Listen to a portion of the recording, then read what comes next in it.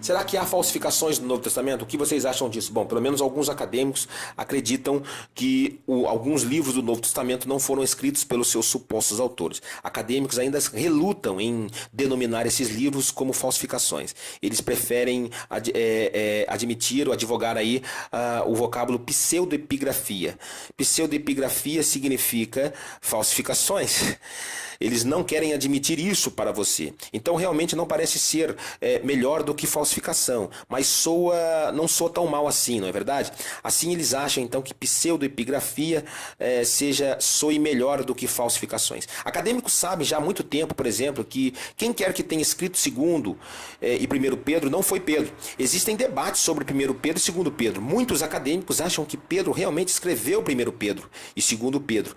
Eu não sou um deles. Fazendo minha pesquisa para este livro, eu decidi que não existe possibilidade de Pedro ter escrito primeiro e segundo Pedro, por uma razão muito simples: Pedro não sabia escrever. Então há estudos interessantes de alfabetização no mundo antigo que têm mostrado que a maioria das pessoas era completamente analfabetas. No mundo antigo, no melhor dos tempos, no mundo antigo, talvez 10% da população pudesse ler. Na Palestina romana, onde Pedro cresceu, a taxa de alfabetismo, de acordo com os melhores estudos, fica em torno de 3%. Ou seja, 3% somente das pessoas sabiam ler. Menos pessoas podiam escrever do que podiam ler, porque ler e escrever são, na verdade, exercícios separados, mesmo que nós o aprendamos juntos.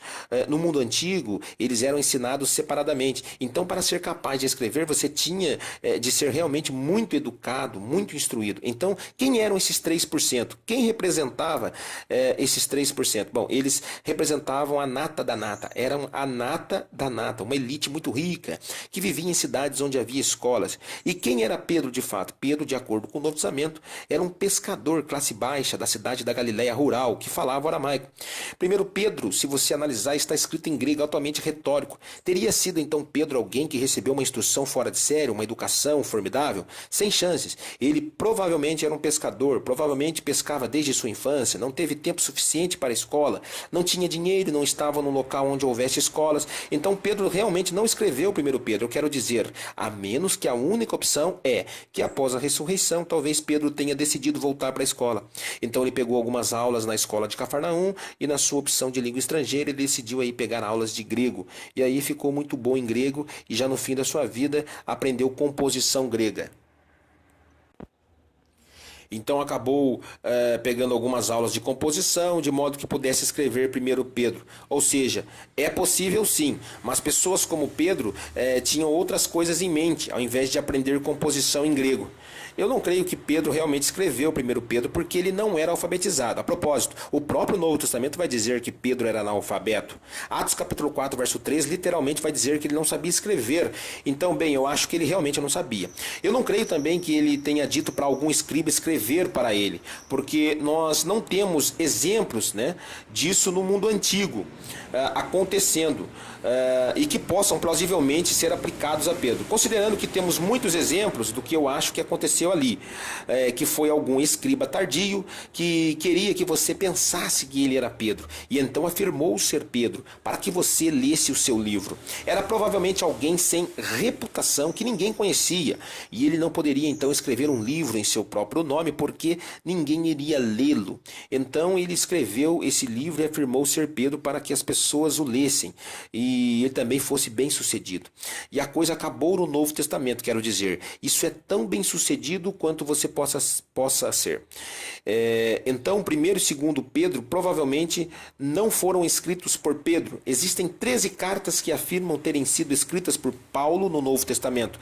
13 cartas que afirmam terem sido escritas por Paulo, mas os acadêmicos já estão certos de que 6 delas não foram o apóstolo Paulo quem os escrevera. Beleza? Por quê?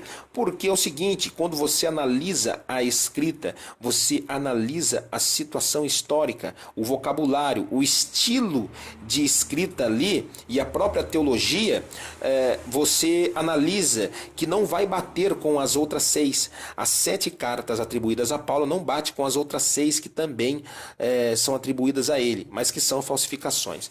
Então nós temos 6 cartas que não foram realmente escritas por Paulo no Novo Testamento. Chamamos isso então de quê? Falsificações, mas alguns preferem chamar de pseudepigrafias. O livro de Tiago quase certamente não foi escrito pelo irmão de Jesus, Tiago, e Judas muito menos fora escrito pelo irmão de Jesus. Então, existem provavelmente 10, 11, 12 livros do Novo Testamento que são falsificações. De um total de 27 livros, é mais de um terço desse livro. Então, isso é um problema significativo. Permita-me agora concluir, então, apenas dizendo uma palavra sobre o que deve ter motivado essas pessoas a escrever falsificações, porque isso é um problema singular do início do cristianismo. Isso é um problema porque cristãos insistiam que Deus era a verdade, que Jesus era o caminho, a verdade e a vida, e que você tinha de acreditar ser a verdade se quisesse estar com Deus. Como cristãos, você deveriam falar a verdade uns aos outros, e assim como o autor acreditava que a verdade era importante, por que então ele mentiria sobre quem ele realmente era? Então, na verdade, nós nunca saberemos o que realmente motivou essas pessoas a escreverem tais falsificações. Mas com certeza havia várias situações na quais contar uma mentira era uma coisa certa a se fazer. No mundo antigo, pessoas como Platão disseram que se um médico tivesse de mentir para o seu paciente para que ele se tomasse um medicamento, era uma coisa boa. Essa seria então uma boa mentira. Ou se um general em batalha e suas tropas estivessem sendo abatidas e precisassem recuperar suas forças, estava tudo certo ele dizer-lhe que os reforços estavam vindo a caminho para que eles lutassem mais valentemente. Essa então era uma boa mentira. Existem então lugares apropriados onde é bom mentir.